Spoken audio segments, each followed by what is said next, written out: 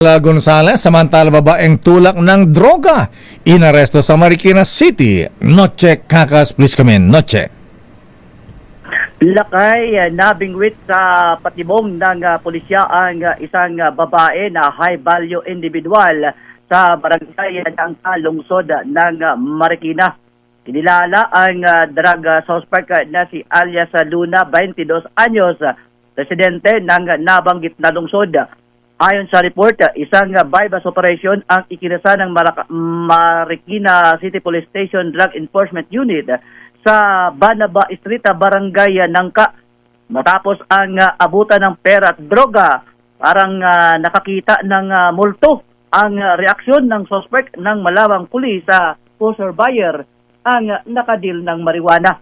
Aabot sa 2,172,000 ang halaga ng marijuana ang nakumpiska sa pag-iingat ng lady drug pusher na ngayon ay maharap sa reklamong may kinalaman sa illegal drugs.